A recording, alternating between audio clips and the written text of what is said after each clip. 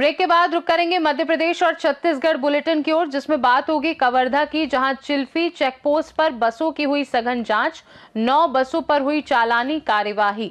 आगे बात करेंगे सीहोर की, जहां न्याय की गुहार लगाते हुए परिजन पुलिस अधीक्षक कार्यालय में धरने पर बैठे। ऐसी तमाम खबरों पर विस्तार से डालेंगे नजर। नए साल 2026 के अवसर पर लवन थाना प्रभारी के रूप में प्रमोद कुमार सिंह ने 6 जनवरी को पदभार संभाला। उनके पदस्थापन के बाद अपराधियों में हड़कंप का माहौल बन गया है। पुलिस अधीक्षक भावना गुप्ता द्वारा जारी तबादला सूची के अनुसार लवन थाना समेत अन्य थाना एवं चौकियों के प्रभारी बदल दिए गए। नवपदस्थ प्रभारी ने पत्रकारों से बात करते हुए कहा कि उनका प्राथमिक दायित्व अपराधियों पर सख्त कार्यवाही करना, असामाजिक तत्वों पर नियंत्रण और ट्रैफिक व्यवस्था सुधारना होगा। उन्होंने स्पष्ट किया कि रेत लोडिंग, ट्रैक्टर शराब और गांजा तस्करी पर सख्त कार्यवाही होगी। प्रमोद कुमार सिंह का अनुभव कसडौल, सिटी कोतवाली, बलौदा बाजार, पलारी थाना, बलौदा बाजार और रायपुर के विभिन्न थानों में थाना प्रभारी रहकर कानून व्यवस्था मजबूत करने में सराहनीय रहा। सर, आवाज इंडिया न्यूज चैनल का बहुत बहुत स्वागत है। सर, आपका शुभ नाम क्या है? प्रमोद कुमार सिंह, निरीक्षक थाना प्रभारी लवन। जी, अपराध अंकुश की दिशा में नियंत्रण करने के लिए आपका प्रथम दायित्व क्या रहेगा सर? नियमित पेट्रोलिंग क्षेत्र में, डेली संध्या पेट्रोलिंग, जो शाम के समय में नशेड़ी गंजेड़ी इस टाइप के असामाजिक तत्व जहाँ पे इकट्ठे होते हैं, ऐसे स्थानों को चिन्हांकित करके नियमित पेट्रोलिंग कराई जाएगी और ऐसे व्यक्तियों पर कार्रवाई की जाएगी। क्षेत्र में जहाँ नशा की चीज़ें जो बेची जाते हैं, जैसे मदिरा हो गया, इन पे ठोस कार्रवाई करने का प्रयास किया जाएगा। क्षेत्र में अपराधों पर अंकुश लगाने हेतु पुलिस को जो कदम उठाने चाहिए उस पर लगभग सभी दिशा में कार्रवाई की जाएगी, क्योंकि नेशनल ये मार्ग पर ये थाना है, इस पर व्यवसायिक प्रतिष्ठान भी हैं और सभी की दुकानों के सामने जो है सामान जो है काफ़ी रोड की तरफ जो है फैला हुआ है, जिसके कारण की गाड़ियां जो है रोड पे खड़ी की जाती हैं और आने जाने वाली वाहनें जो है दुर्घटना की पूर्ण संभावना रहती है। ऐसे वाहनों पे कार्रवाई की जाएगी। रेत का उत्खनन यहाँ होता है, ट्रैक्टर जो है काफ़ी तेज़ रफ्तार में गाड़ियाँ लोग चलाते हैं, इन पे लाइसेंस है या नहीं है, शराब का सेवन करके चल रहे हैं, यातायात सप्ताह चलाया जा रहा है और ऐसे दुर्घटनाओं पर अंकुश लगाने हेतु जागरूकता अभियान चलाया जा रहा है और ऐसे कठोर कार्रवाई करने का प्रयास। कसडौल से सीनू संवाददाता प्रदीप मिश्रा की रिपोर्ट। देश के विभिन्न राज्यों में हाल के महीनों में चलती बसों में आगजनी की घटनाओं को गंभीरता से लेते हुए छत्तीसगढ़ शासन के परिवहन विभाग द्वारा सुरक्षा नियमों का कड़ाई से पालन सुनिश्चित किया जा रहा है। इसी क्रम में परिवहन आयुक्त के निर्देश पर परिवहन चेकपोस्ट चिल्फी प्रभारी अतुल तिवारी एवं उनकी प्रवर्तन टीम द्वारा चिल्फी से होकर गुजरने वाली बसों की सघन जांच की गई। जांच के दौरान बसों में अग्निशामक यंत्र, आपातकालीन निकास द्वार एवं अन्य सुरक्षा मानकों की जांच की गई।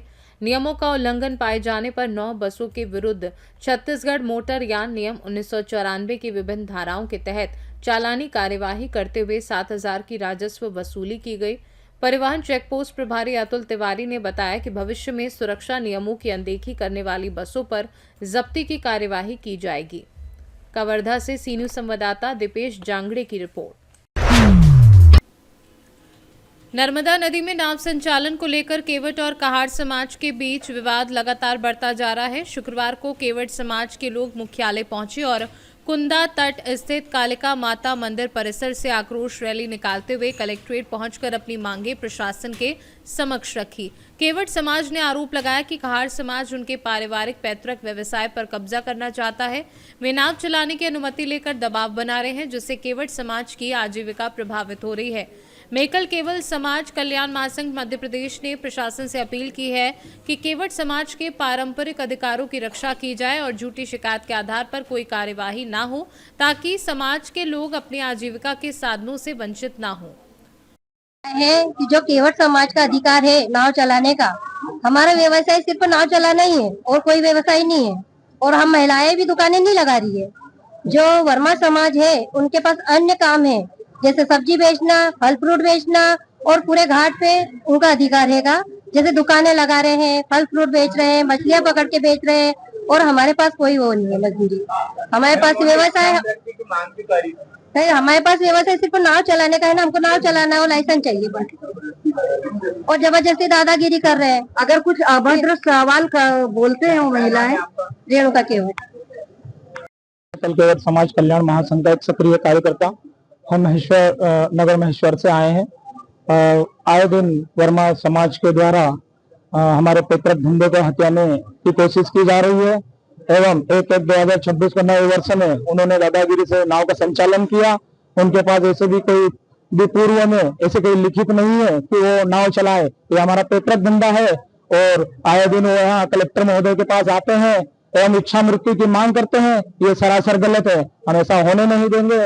हम मीडिया मंच के माध्यम से मुख्यमंत्री जी महोदय को भी ये आश्वस्त करवाना चाहते हैं कि हमारा पैतृक धंधा है, इस पे किसी की हम दादागिरी या फिर इस धंधे को हथेने का जो जरिया लगा रहे हैं वो होने नहीं देंगे। क्योंकि सर, नाव चलाना हमारा रोजगार है, एक वैदिक सांस्कृतिक धरोहर की हमारी कर्तव्य है और ये धरोहर हम किसी और के साथ बांटे ये हमें स्वीकार नहीं है।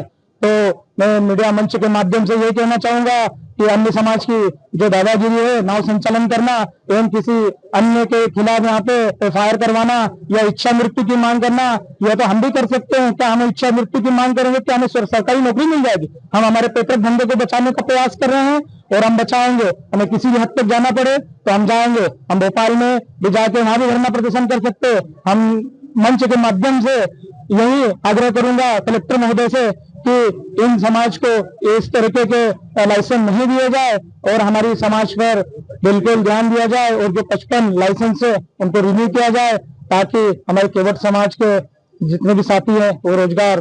खरगोन से सीनू संवाददाता नीलेश की रिपोर्ट।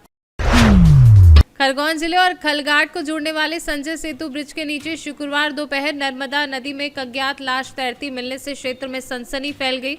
मछुआरों की सूचना पर नगर सैनिक दिनेश वर्मा ने नाव की मदद से शव को बाहर निकाला और धामनौद थाने की पुलिस को जानकारी दी। शव को पोस्टमार्टम के लिए धामनौद भेज दिया गया। नगर सैनिक दिनेश वर्मा के अनुसार लाश 2 से 3 दिन पुरानी प्रतीत हो रही है। मृतक की उम्र करीब 40 वर्ष बताई जा रही है। उसने काली पैंट और हल्के रंग की टी-शर्ट पहन रखी थी तथा हाथ पर ओम लिखा था। मौके पर लोगों की भीड़ जमा हो गई लेकिन पहचान नहीं हो सकी। पुलिस मामले की जांच में जुटी है। संजय सेतु ब्रिज के नीचे कोई लाश मिली, क्या मामला है? हाँ, आज कुछ मछुआरों के द्वारा मुझे सूचना मिली थी कि एक नर्मदा किनारे संजय सेतु ब्रिज के 5वें पहिए पर एक बॉडी अटकी हुई है, जिसको मैंने नाविक की सहायता से उसको किनारे लाया है। जिसको चेक करने पर उसके दाहिने हाथ पर ओम गुदा हुआ है और उल्टे हाथ पर स्टार बना हुआ है और शरीर में एक लोअर पहना काले कलर का और ब्लू कलर की टी-शर्ट पहना हुआ है। अभी शिनाख्त नहीं हुई? नहीं, अभी यह व्यक्ति की शिनाख्त नहीं, पूछताछ कर रहे हैं। कितने दिन पुरानी दिख रही है? ये लगभग 3 दिन पुरानी लग रही है। आपका शुभ नाम? होमगार्ड सैनिक दिनेश वर्मा। खरगोन से सीनू संवाददाता नीलेश की रिपोर्ट। एनएसयूआई रीवा इकाई ने कुलपति सहित महाविद्यालयों के प्राचार्यों को बीजेपी सदस्य की नेम प्लेट भेंट कर विरोध प्रदर्शन किया। एनएसयूआई रीवा के जिलाध्यक्ष पंकज उपाध्याय ने बताया कि कुलपति और महाविद्यालय प्राचार्य आरएसएस के कार्यक्रमों में भाग लेने की अपील करते हुए छात्रों को वीडियो संदेश जारी कर रहे हैं। इसके विरोध में एनएसयूआई ने मोर्चा खोल दिया है।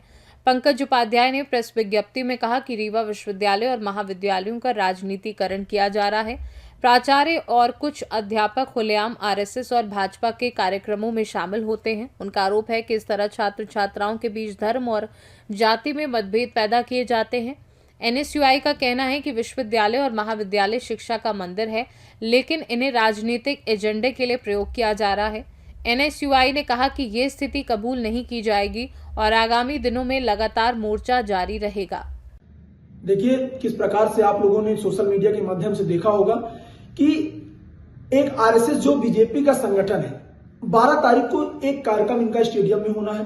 उसको लेकर विश्वविद्यालय के कुलपति महोदय, रजिस्ट्रार महोदय, साथ में सभी कॉलेज के प्राचार्य, लगभग जो टीआरएस हो गया, मॉडल साइंस हो गया, इंजीनियरिंग कॉलेज हो गया, सभी के प्राचार्यों ने एक वीडियो जारी किया कि आप सभी छात्र युवा साथियों को इस कार्यक्रम में ज्यादा से ज्यादा सम्मिलित होकर कार्यक्रम को सफल बनाना है।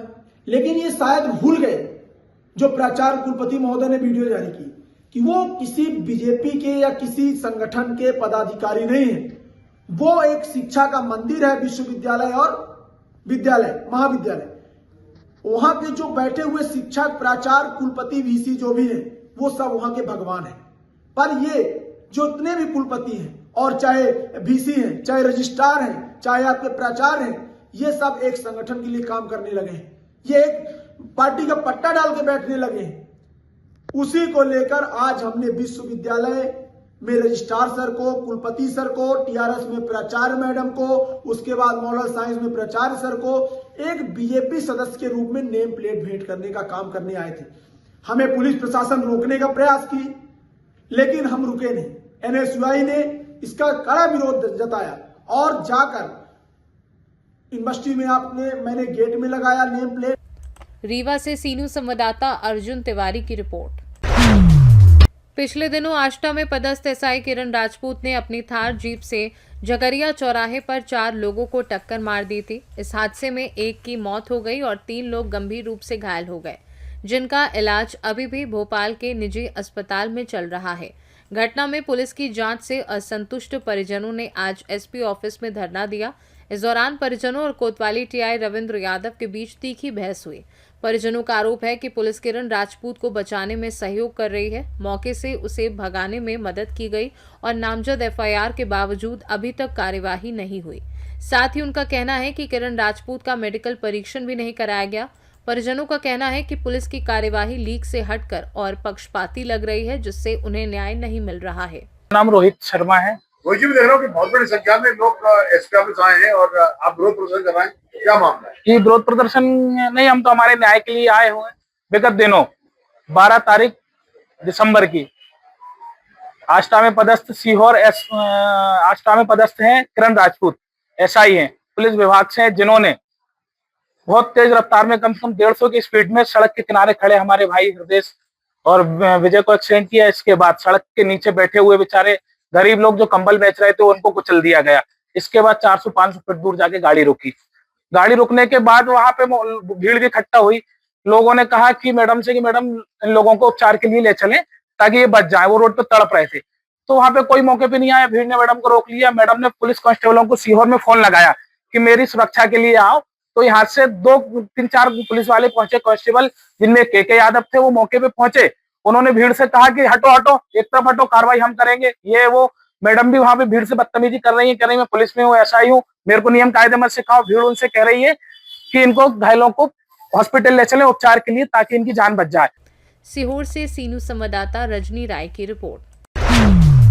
चंद्रशेखर आजाद कॉलेज के प्राचार्य रोहिताश शर्मा विवादों में फंस गए। कॉलेज में एक वीडियो सोशल मीडिया पर वायरल हो रहा है, जिसमें प्राचार्य और एनएसयूआई छात्र संगठन के कार्यकर्ताओं के बीच तीखी बहस देखी गई। वायरल वीडियो के मुताबिक एनएसयूआई छात्र संगठन के कार्यकर्ता भविष्य नाम से पेड़ का पौधा रोपण कर रहे थे। तभी प्राचार्य रोहिताश शर्मा मौके पर पहुंचे और छात्र संगठन के अध्यक्ष देवेंद्र ठाकुर से बातचीत करने लगे। बातचीत के दौरान आचार्य अचानक उग्र हो गए और जोर जोर से चिल्लाने लगे। छात्र संगठन ने प्राचार्य के इस व्यवहार की निंदा की और एसपी को ज्ञापन देकर आपराधिक मामला दर्ज करने की मांग की। वहीं कॉलेज प्रबंधन ने भी स्टाफ के साथ कोतवाली पहुंचकर एनएसयूआई कार्यकर्ताओं के खिलाफ एफआईआर दर्ज करवा दी। इसी बीच एनएसयूआई ने प्राचार्य के खिलाफ मोर्चा खोलते हुए कोतवाली चौराहे पर प्राचार्य का पुतला दहन किया और उनके व्यवहार की निंदा की। मामला लगातार बढ़ता जा रहा है और प्रशासन की भी निगाहें इस पर टिकी हुई हैं। सीहोर से सीनू संवाददाता रजनी राय की रिपोर्ट। शाहजहांपुर में करनी सेना के राष्ट्रीय अध्यक्ष सूरजपाल अम्मू ने समाज संगठन में योगेंद्र सिंह डोडिया के उत्कृष्ट कार्य और युवा जोश को देखते हुए उन्हें करनी सेना का प्रदेश अध्यक्ष नियुक्त किया है। योगेंद्र सिंह डोडिया इससे पहले करनी सेना में राष्ट्रीय वरिष्ठ उपाध्यक्ष के पद पर रहते हुए संगठनात्मक गतिविधियों में सक्रिय भूमिका निभा चुके हैं। वे समय समय पर धरना प्रदर्शन, आंदोलन और सामाजिक कार्यक्रमों में तन मन धन से सहभागी रहे हैं। साथ ही भारतीय किसान यूनियन लोक शक्ति में प्रदेश सचिव के रूप में रहते हुए उन्होंने किसानों की समस्याओं को प्रमुखता से उठाया। इन्हीं कार्यों और संगठन के प्रति समर्पण को देखते हुए उन्हें प्रदेश अध्यक्ष नियुक्त किया गया।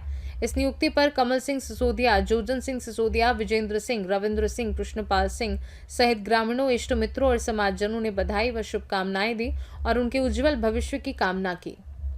शाहजहांपुर से सीनू संवाददाता रमेश राजपूत की रिपोर्ट। सिवनी जिले के घनसौर थाना क्षेत्र अंतर्गत ग्राम बिनौरी में आयोजित नर्मदा कथा के दौरान विवाद ने हिंसक रूप ले लिया। प्राप्त जानकारी के अनुसार टेंट संचालक और कथावाचक के बीच किसी बात को लेकर हुई बहस के बाद टेंट संचालक ने अपने परिवार के सदस्यों के साथ मिलकर आधी रात को साध्वी ऋचा गोस्वामी पर हमला कर दिया। इस हमले में साध्वी को चोटें आई हैं।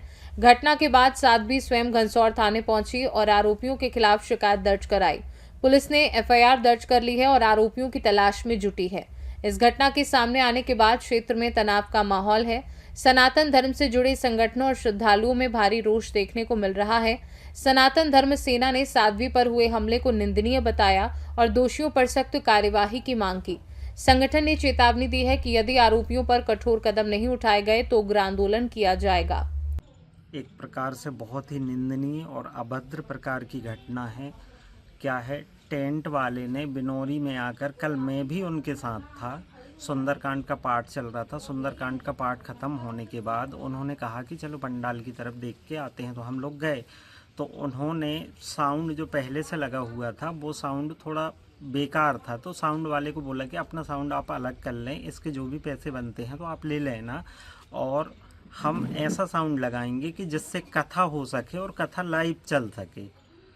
तो साउंड वाले ने विवाद चालू कर दिया, गाली गलौज की, महिलाओं को लेके आ गया, उनके साथ झीना झपटी की गई, मारपीट की गई। ये घटना बहुत ही निंदनीय है और अशोभनीय घटना है और हमारे हिंदू धर्म में के लिए बहुत शर्म की बात है और ऐसी घटनाएं नहीं होना चाहिए।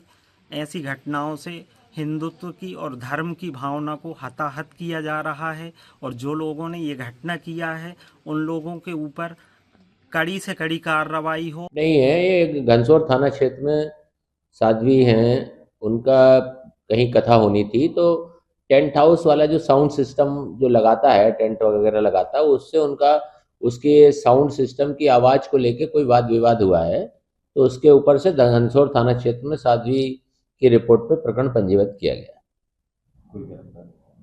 अभी कार्रवाई जारी है। सिवनी से सीनू संवाददाता ईश्वर दीक्षित की रिपोर्ट। मध्य प्रदेश और छत्तीसगढ़ बुलेटिन में फिलहाल के लिए इतना ही। बने रहिए सी न्यूज़ भारत के साथ। हर खबर आपके साथ, आपके हाथ।